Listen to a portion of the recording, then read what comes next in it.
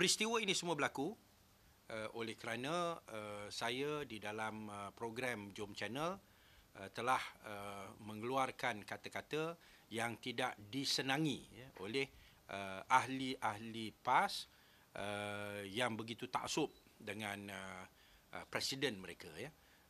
Semasa dalam Jom Channel FB Live, saya ditanya melalui soalan FB, apa pandangan saya apabila dinyatakan oleh Haji Hadi bahawa bagi mereka yang ingin mempelajari mengenai politik Islam, maka mereka perlu dampingi PAS.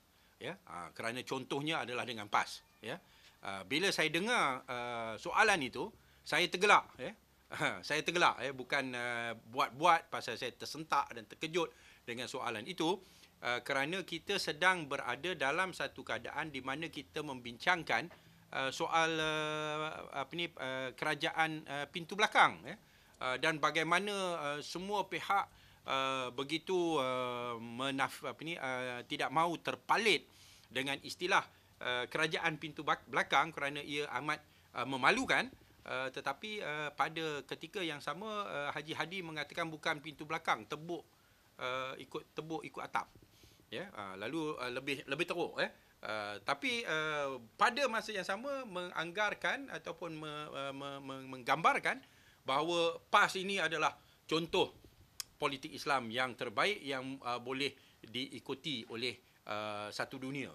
Lalu bila soalan itu dikemukakan, memang saya tergelak dan saya mengatakan bahawa apa yang dikatakan oleh Haji Hadi itu kita tak boleh kira dia sudah tak berapa senter.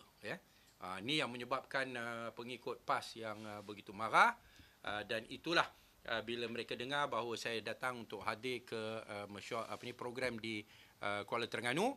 Awal-awal lagi dalam Facebook dan sebagainya mereka telah mengatakan bahawa mereka akan melakukan marilah kami nak sambutlah dan sebagainya lah. Lalu kita dah faham apa yang mereka ingin lakukan. So tu yang apa yang telah berlaku. Sebenarnya dalam FB Live yang dilakukan pada malam itu, saya sebenarnya telah pun menarik balik kenyataan itu, dan saya mengatakan saya tarik balik, mengatakan bahawa Haji Hadi tak berapa senter, tetapi bukan dia yang tak berapa senter, tetapi kenyataan dia tak berapa senter. So kalau nak tengok dalam FB Live punya video tu memang ada. Tapi tak apa. Saya pun sebenarnya ni yang kenyataan media yang isu yang kedua, di mana saya telah dihubungi oleh Penasihat Umum Amanah Datuk Seri Ustaz Ahmad Awang semalam. Beliau menasihatkan saya supaya menarik balik kenyataan saya menyerang secara peribadi terhadap Presiden PAS Datuk Seri Abdul Hadi Awang, di mana saya telah berkata Presiden PAS sudah tidak senter apabila beliau berkata sesiapa yang ingin mempelajari politik Islam boleh rujuk kepada PAS. Saya dengan ini menarik balik perkataan Presiden PAS sudah tidak senter dan meminta maaf. Ini kerana saya tidak berniat untuk membuat serangan peribadi terhadap beliau. Tak ada untungnya kita buat serangan peribadi pun. Tapi kenyataannya saya tetap mempertahankan hujah saya bahawa PAS bukan model politik Islam. Bagi saya, Ustaz Hadi telah mengkhianati perjuangan PAS yang sebenar, yang ingin menghayati perjuangan Islam yang bebas perkauman dan bebas penyelewengan apabila beliau sedia untuk bekerjasama dengan UMNO dan menyertai pula Kerajaan Perikatan Nasional. Sesiapa yang mengikuti sejarah PAS lah, sejak dari awal lagi, ketika kepimpinan almarhum Datuk Muhammad Asri muda ditolak oleh perwakilan PAS pada tahun 1982. Ini cerita lama ni. 1982.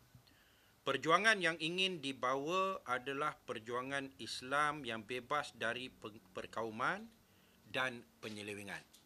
Pada ketika itu, media menggambarkan the Young Turks dalam PAS.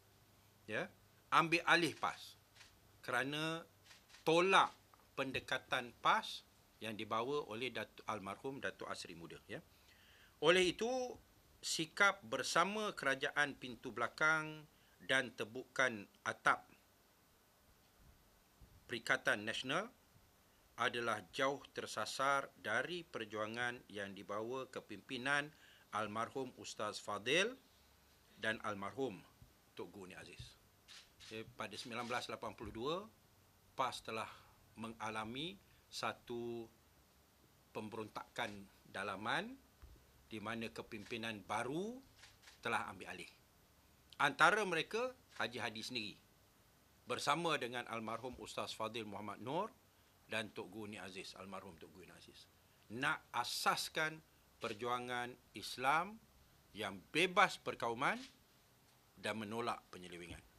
Itulah sebabnya pada 1983 ucapan dasar Muktamar PAS 1983 adalah menentang kezaliman. Pada 1984 ucapan dasar adalah menggempur pemikiran asabiah ataupun kebangsaan Melayu yang melampau. Ya. So tu PAS yang baru yang ingin dibawa oleh golongan reformis dalam PAS pada ketika itu, yang saya pun bersama dengan mereka.